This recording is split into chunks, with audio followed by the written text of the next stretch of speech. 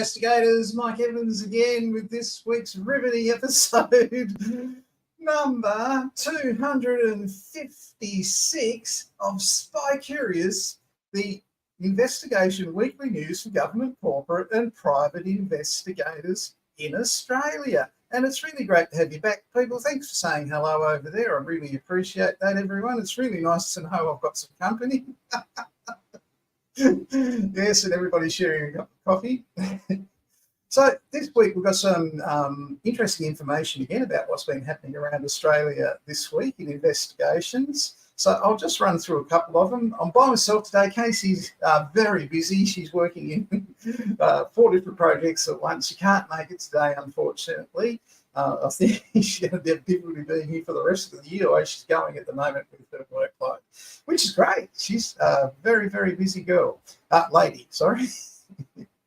So this week, one I found really interesting that happened this week. I'd never heard of this before, but no, not that one. This one. This guy's taken his wife to the Sudan and he's abandoned her there. So she's the mother of her children. He's a lot younger than this bloke, and it's called exit trafficking. So it's not entry trafficking. So he's ended up in court over it. His wife is back in Australia. She's being supported by appropriate support systems, but he took her back there for a holiday and abandoned her. So really amazing situation happening in the court. I think that's down in Melbourne, that one. Interesting one. Exit trafficking, very new kind of people trafficking that I certainly wasn't aware of. G'day, Jamie. Great to see you, mate. Hi, Chris. Great to see you too. And Jack. And I'm sure Brian was there before. What have I done with Brian? There's Brian. G'day, Brian. Good to see you, mate. This is the last time this year that we'll be doing this at different time frames. So next week, it's Good Friday. We're back to the week after that, and it will be the same time everywhere on the eastern seaboard of Australia. So that's really helped me out. And Jamie Paulie saying hello to everyone. Congratulations on graduating this week, Jamie. Well done, mate. Your certificate should have been in your postbox today at 12 noon. And g'day, Facebook user. I'm sure I know who that is. Thanks for saying g'day, people. So the other thing that came out this week, in the Bruce Lehrman defamation case, Channel 9, Channel 7, excuse me, over the rape in Canberra, they found out that $1,000 has been used to book a Thai massage for him. Now, Channel 7 tried to cancel the transaction, didn't succeed in doing so, and tried to pay the massage parlour $250 extra for cancelling it and taking it off their credit card. It didn't happen, so that's come out this week. Really interesting development there. Congratulations, Jamie. Yeah, back on normal time, Amanda. Yeah, hopefully I'll get it right from now on instead of confusing everybody else. Every Friday is Good Friday. Yeah. No, you're absolutely right. So,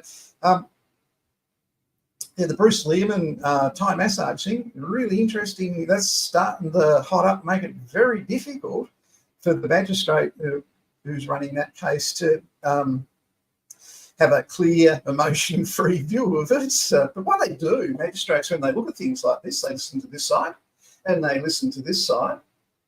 They split their mind down the middle. And it's like tennis scores. It's like 40, like, so this side's got 40, this side's got nothing. Deuce, they're even, whatever. But the magistrate has to listen to both sides, and then she splits her mind and looks at which side was more credible and had the believable evidence and which witnesses were believable and had credibility. So if you ever wondered about it, when you have surprises like this coming into it, it really makes it interesting.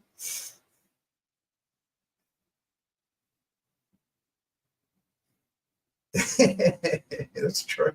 Yeah, my word. Oh, boy. Okay, so moving right along, getting out of that, I've got to come up with some job vacancies. Oh, people, don't forget, a couple of weeks ago, I showed you my doily collection, which some people didn't believe. And it's basically IVF, or winding down from work and not thinking about investigations all the time. And we had a winner last week, and he's our winner, DJ. DJ's on holidays in Greece, and he's won a really good prize. And I hope to be able to show what he won next week. If you have a hobby or an interest for mental health that takes you away from work, send me 60 seconds of video, and I'll send you, and if I play it here, I'll send you a mental health champion award, which is really worthwhile getting. It's a beauty. I'm not making fun of your hobby or your interest, right? What I'm saying is, tell other people they can unwind too, all right? Don't have to be focused on work all the time and misery in relation to that. Sometimes you can just switch off and enjoy yourselves, and we'll reward it with recognition and a really good little trophy for it. That's Casey from last week. Well done, Michael. You stuffed that up good and proper. Michael's got to come up with some jobs really quickly. Senior Investigations Officer, Workplace Conduct, Sydney, New South Wales. They want to give you $600 now. So $4,800 a day, work 8 hours a day, for workplace conduct investigations.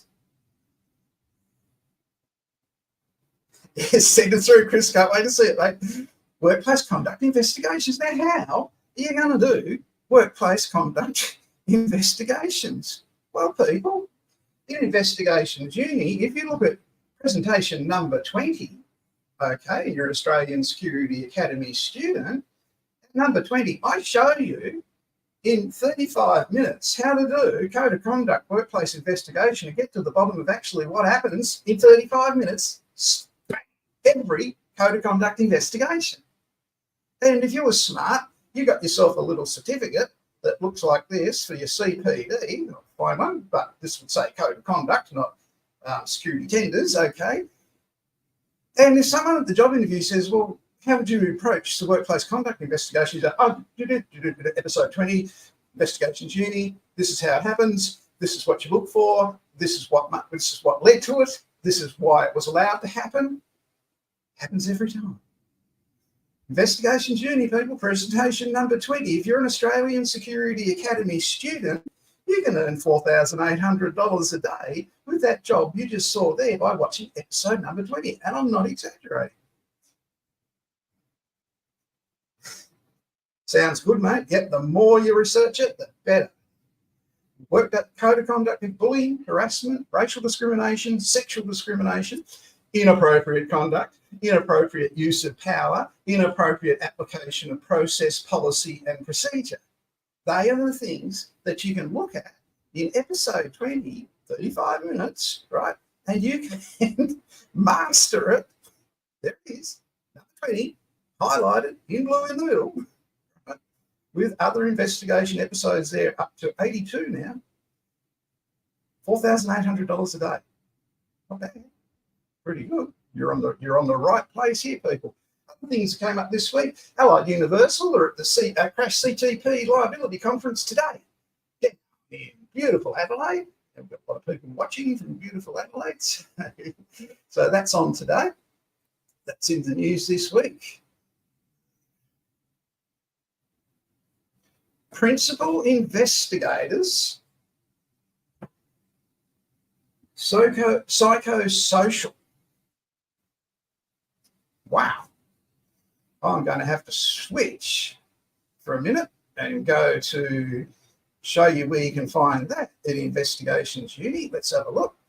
So you want to know about psychological investigations. There it is, Investigations Uni. It's surveillance. There is factual investigation one. It's pretext, you don't need that.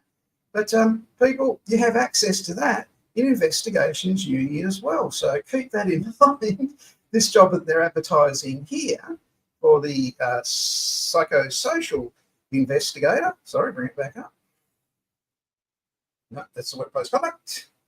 This one, for people with psychological injuries, they're paying $136,293 full-time per annum in Brisbane.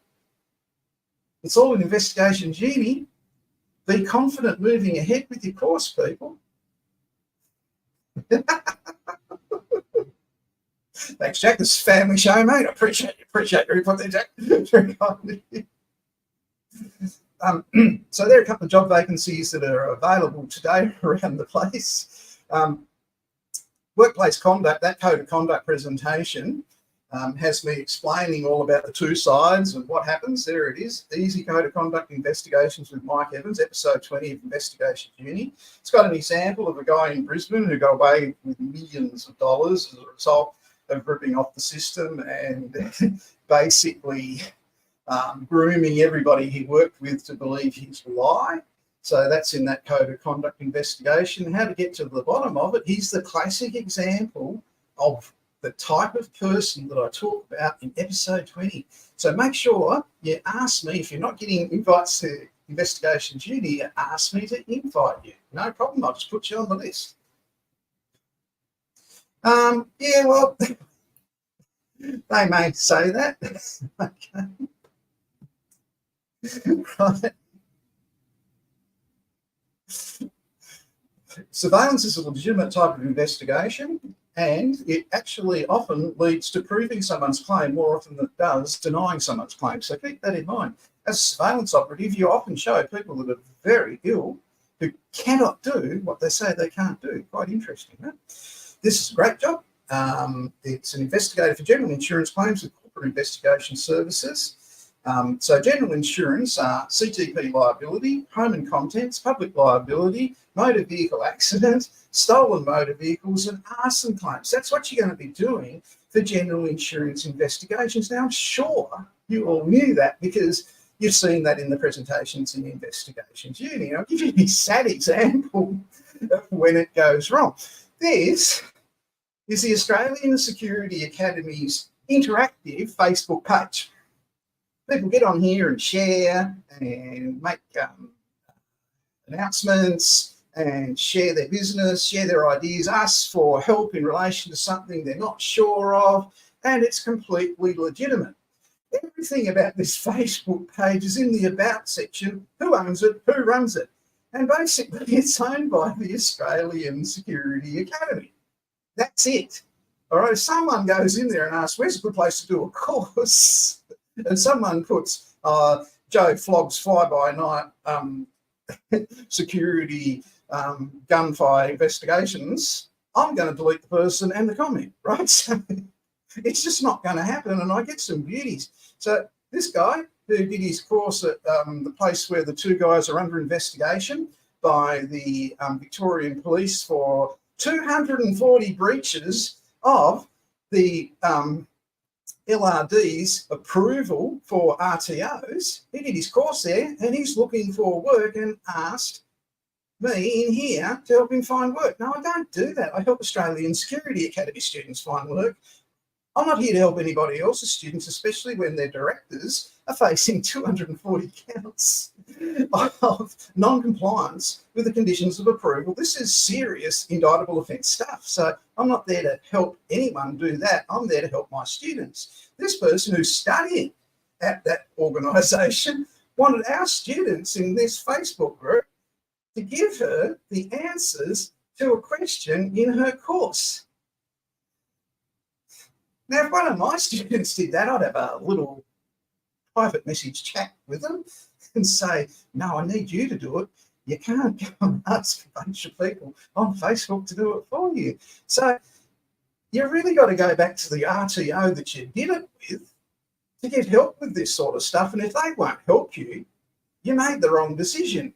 You should have gone to this one for the Certificate 3 in Investigative Services. Now, coming back to that psychosocial one that I told you about, where they're paying all that money and you've got to know about code of conduct investigations, this is where it gets really interesting. In that ad, I'll just bring it up, you've got to go to our Facebook page to see the actual ad, all right? But they want you to have this qualification. Where is it? Probably got it here now. No, I haven't got it. Sorry, they want you to have an advanced diploma of government investigations. Now, an advanced diploma of government investigations is what they're asking in order to pay you $136,293 a year to be the principal investigator in psychological injury claims, which you can see on Investigations Uni, and you can learn about there because you studied your course and you get that uni for free. You studied your course at the Australian Security Academy. All right? And then you can you might want to study the advanced diploma a few years down the track. But this is how it grows and how it leads to that. I'm just pointing that out to show you the pathway. Got a few repeats there. The other thing that we did today at Investigations Uni, we looked at surveillance and risk assessments for surveillance.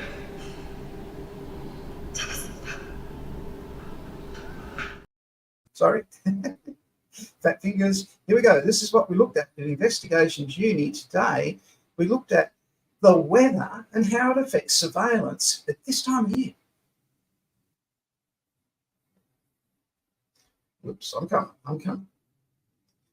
This is Richard Carlton. You saw him on 60 Minutes. On the 6th of May 2006, he was at Beaconsfield in Tasmania at night, waiting for the two miners who had just been rescued to come up through the lift from underground and come out. Now, Richard's a bulldog, and he stayed up all night waiting for this to happen in Beaconsfield, Tasmania in May.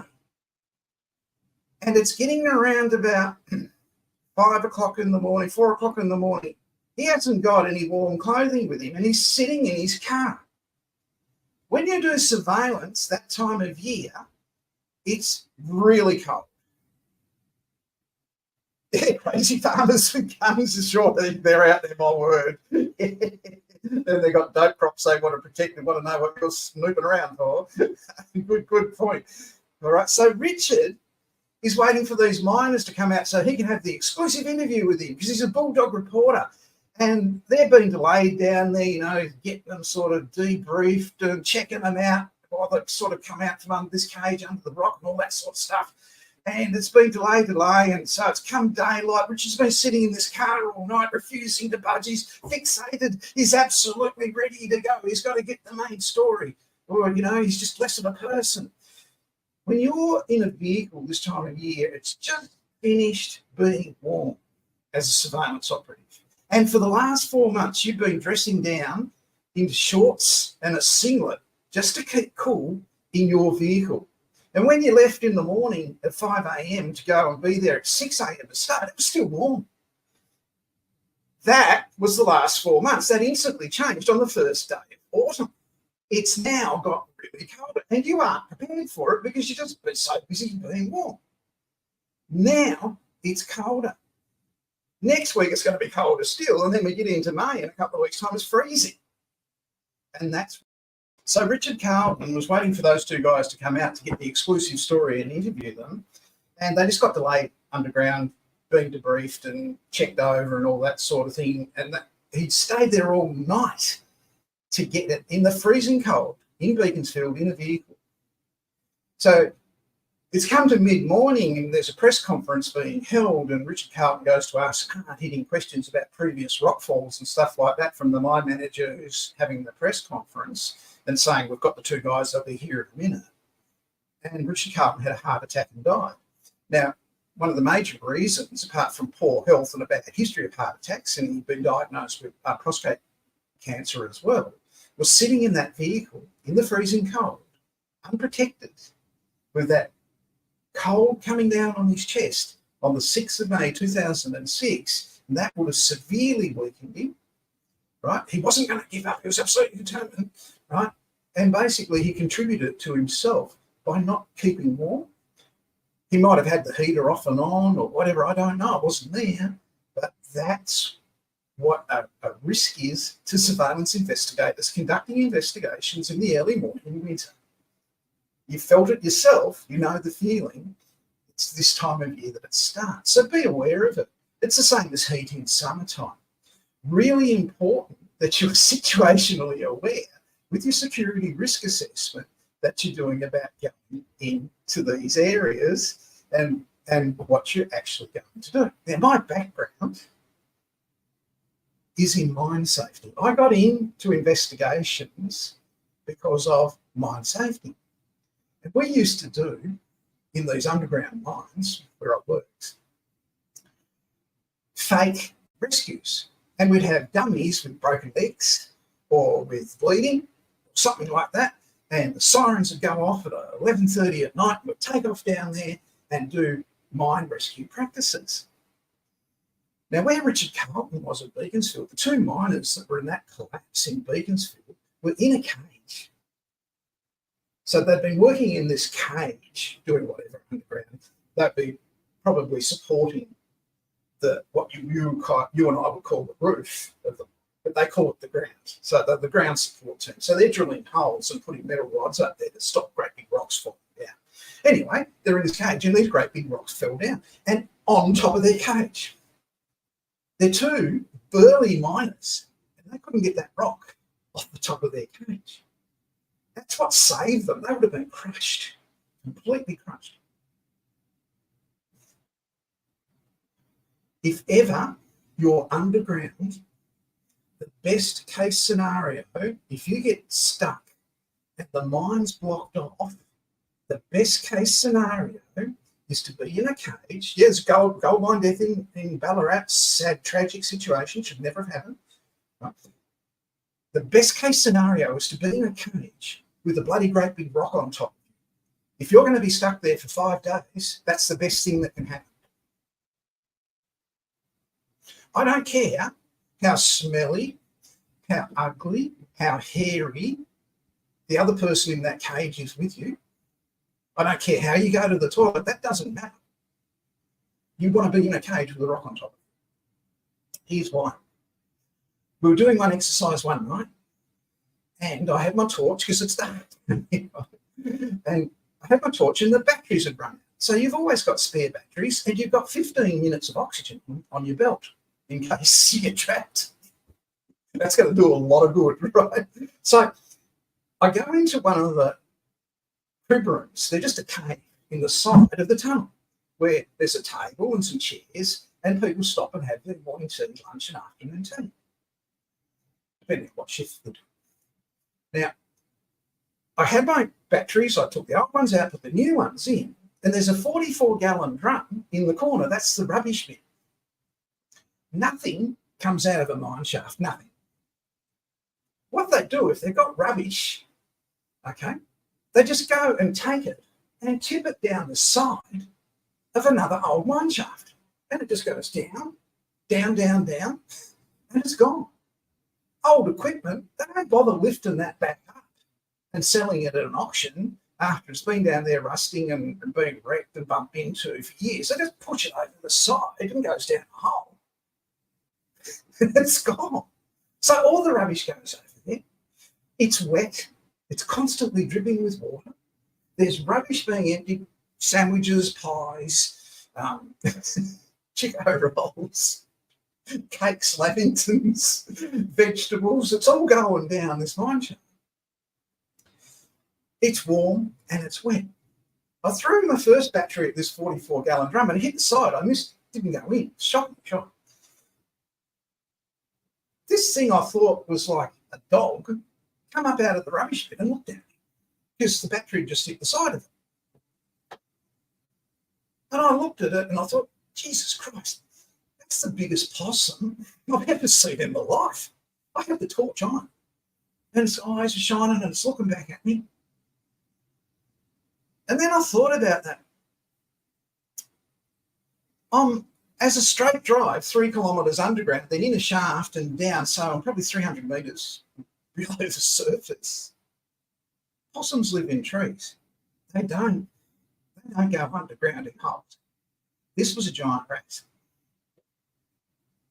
Then the next thing I see is another one pops out of this rubbish bin and looks at me too. And they're like going, well, what are you doing, mate?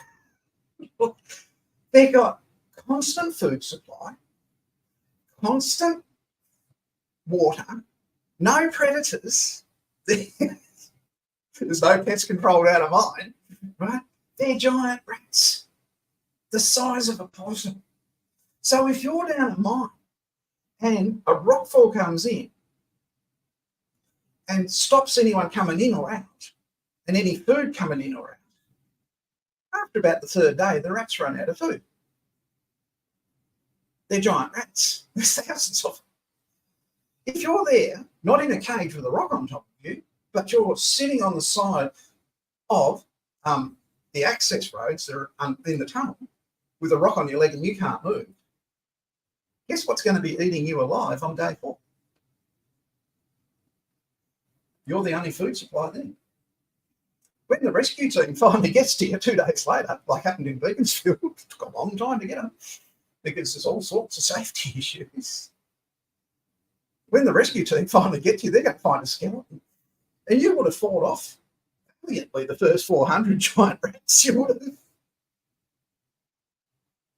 So those guys at Beaconsfield, people, very, very lucky gentlemen. Very badly psychologically injured, one of them. And I don't blame them, I would be too.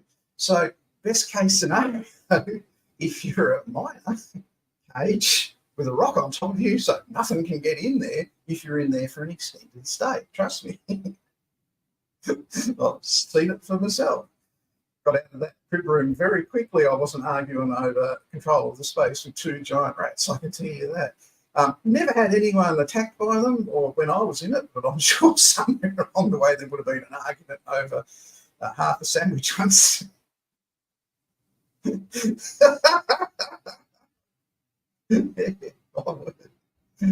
a long time to eat me.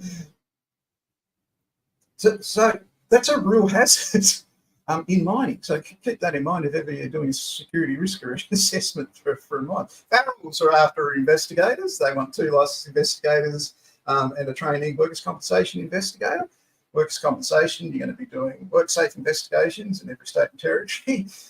Quantum Corp are after investigators. They're looking for Cairns and Far North Queensland there, but also they're looking for around Australia. Now, Quantum Corp, quite happily, if you go to them and say, I just want to do CTP liability insurance investigations, Quantum Corp will accept that, give you a full-time job, and you can do that. That's a pretty good offer. You don't have to know workers' compensation. You don't have to know public liability. You don't have to know anything else. You just do CTP liability. They've got the work for it. So get in touch with Sarah and talk to her about that. What's your skill? Okay. You're licensed in Victoria, you're licensed in New South Wales, you're licensed in Queensland, you're licensed in all 3. They've got work where you go out and talk to people in the field, or you do it online. Whichever one you want, Quantum Corp will give you the choice of that, and you can specialise in it. They like that, and they find that people are very successful with that model. Kerrigans are after circumstance and surveillance investigators down in Victoria.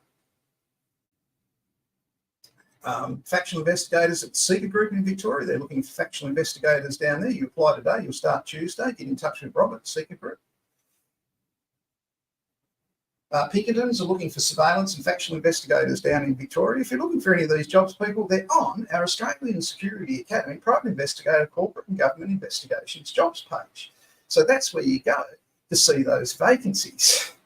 Chantel, who I haven't seen today, she may be busy. I'm sure she's very busy, graduated this week with a certificate for a government investigation. So she deserves some balloons. Well done, Chantel. Really great. Congratulations. That was an excellent effort. Really pleased to see it. So quite a few people actually graduated this week, but that's one that just comes to mind late on Friday afternoon. Good on you, Chantel. Well done. People, that is everything I've got to cover. Don't forget, please send in your hobby. It doesn't have to be as bad as mine was with my doilies and my IVF to help my mental health, right? So just what you do, you walk your dog, you garden, send me a video of it. We want to promote positive mental health in our industry.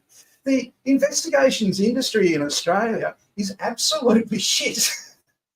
Promoting itself positively. They got no solution outside their own little investigation agency world, which is pretty crap. They're members of investigation associations, but they're very busy, so they don't have a lot of time to devote to peripheral stuff when there's, hundreds of investigations that have to be completed each week.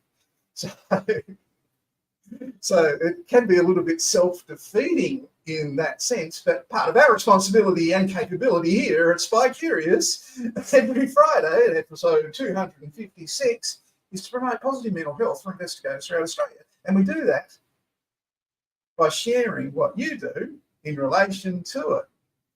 So you're successful at your job, you enjoy it, but all work and no play makes Michael a very dull boy. Thanks for watching, people. We're away next week. It's Good Friday. We will see you the week after at Investigation Duty when we're back with tenders, and Sean Delaney will be back on that day.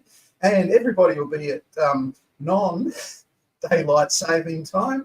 So we'll be able to have it at a decent time on Friday afternoon for everyone in New South Wales and Victoria and Adelaide, Western Australia as well.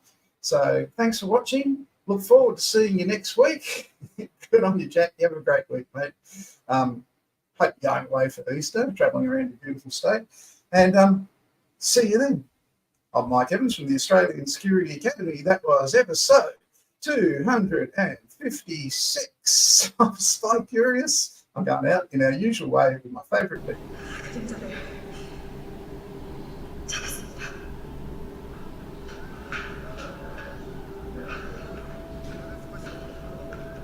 작전 종료. 전원 복귀할 것.